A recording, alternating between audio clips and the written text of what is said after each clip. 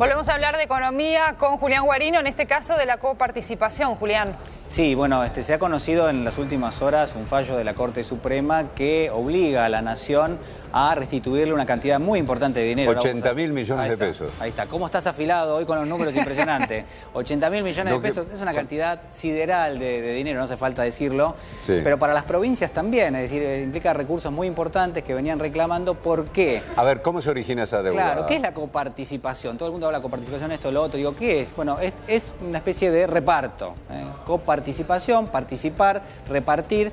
¿Qué? Impuestos nacionales y, en todo caso, impuestos directos e indirectos. ¿Quién lo decide? ¿Cuáles son los impuestos que se van a repartir? El Congreso de la Nación. ¿Cuándo? Hace muchos años ya que decidió, y lo que hay es, por un lado, de la recaudación total de todo lo que se recauda a nivel nacional en estos impuestos, se separa una parte. En algún momento era 50%, después fue 40%, ahora es 33%. Ese dinero del total de impuestos, ese 33%, se dice, bueno, esto va a la coparticipación, es decir, esto lo vamos a repartir. ¿Quién dice eso?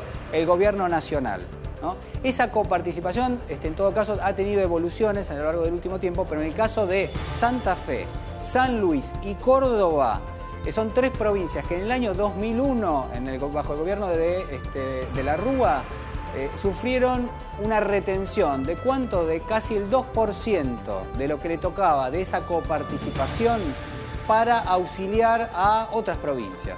Se les retenía una cantidad de dinero que les tocaba por la distribución de estos impuestos, porque se consideraba que eran provincias que estaban sanas entre comillas, ¿no? Económicamente, en comparación con el resto, que tenían recursos y que en todo caso no necesitaban una parte de esa coparticipación.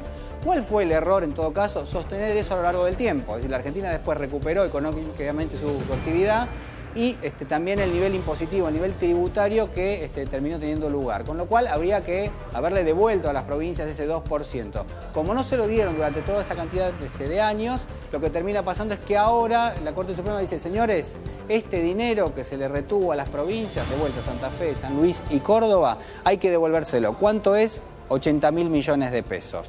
El dato acá, hay dos datos que son centrales. Primero, hay otras provincias que podrían sumarse, ¿no? Es decir, una vez que se sentó jurisprudencia, lo único que tiene que hacer el resto de la provincia es decir, a mí también me retuvieron una cantidad de dinero. Hay otras, digo, no son todas, pero una parte importante a lo largo de los últimos años también tuvo justamente o sufrió este mecanismo y por ende el gobierno nacional tendría que hacer un desembolso. ¿Lo va a hacer? No, ya está, confirmado, no lo va a hacer.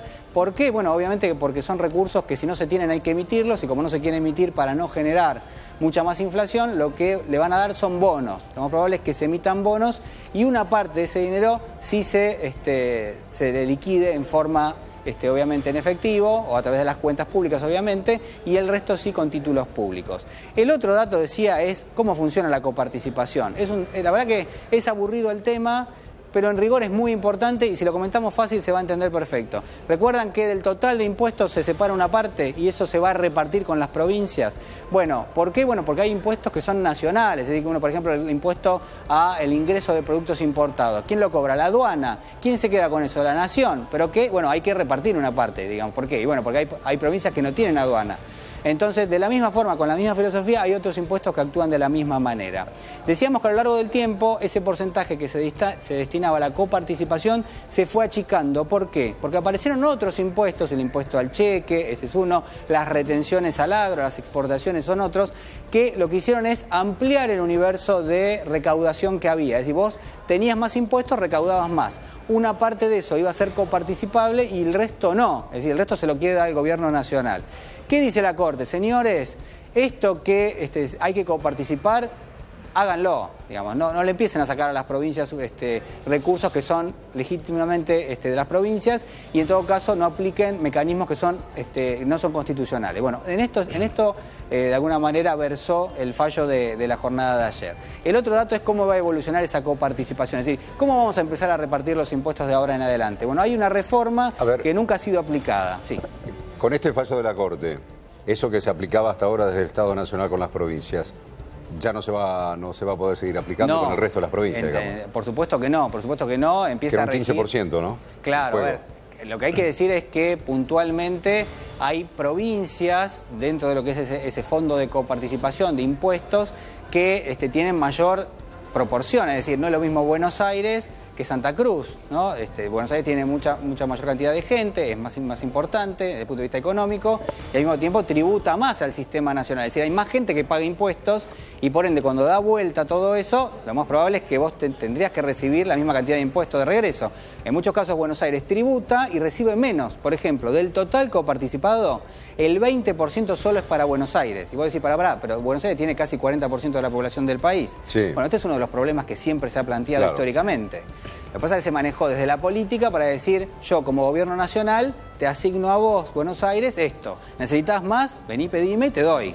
Digamos, de esa forma se manejaron. Por ejemplo, Córdoba, caso Santa Fe, tienen 10% cada uno. Lo más probable es que esto empiece a cambiar, Claudio, porque obviamente son los recursos de las provincias y como sabemos, las economías regionales están en un momento bastante complejo, no hay tantos recursos fiscales y por ende o van al endeudamiento o tratan de pelear su cuota de recaudación tributaria, que este es el caso, ¿no? A ver, y dentro del programa de Cambiemos, ¿hay algún proyecto, alguna idea de modificar todo lo que tiene que ver en línea general la coparticipación del Estado Nacional con las provincias? Sí, por supuesto que hay, se ha trabajado en el Congreso, implica, el corazón de los proyectos es siempre el mismo, digamos, ¿no? Es más justicia a la hora de la asignación de recursos que ingresan por vía tributaria. Y Bien. lo otro es, bueno, ¿cuáles son los impuestos que me estás compartiendo? Estos. ¿Y cuáles no? Estos otros, impuestos al cheque, retenciones. ¿Por qué no compartís esos también? ¿No? Esta es un poco la otra idea. Por supuesto que a lo largo de los últimos años hay fondos que se han desarrollado donde vos tenías algunos recursos tributarios que se destinaban a eso. Por ejemplo, el Fondo Solidario de la Soja, es decir, se sacaba un poquito de las retenciones y se decía, bueno, esto vamos a repartirlo. Lo que pasa es que nunca fue suficiente para las provincias y obviamente eso seguramente va a tener algún tipo de modificación en el corto plazo. Esto es lo primero. El segundo, lo de INDEC, que lo decíamos recién, son otras de las modificaciones que vienen, sin ninguna duda. Una especie de triunvirato por un lado, para comandar el INDEC. El INDEC lo más probable es que termine siendo un instituto que se va a dedicar a la recaudación, a la recolección de datos. Claro. Estoy con la recaudación. Con la recolección de datos. Es que quiero recaudar, Claudio, porque necesitamos plata. Bien. Entonces, digo, por ese lado, atención, porque el INDEC empezaría a tomar funciones que siempre le han sido propias, pero que en este caso van a quedar partidas en dos. Por un lado, la recolección de datos, por otro lado, el análisis. Otro instituto va a analizar esos datos y va a dar a conocer los resultados. Por ejemplo, inflación lo va a calcular el INDEC y lo va a anunciar probablemente el otro instituto y obviamente esos datos también lo va a poder tomar cualquier instituto privado y por ende va a tener que justamente generar ese análisis. Julián, el impuesto al cheque no se va a sacar, ¿no?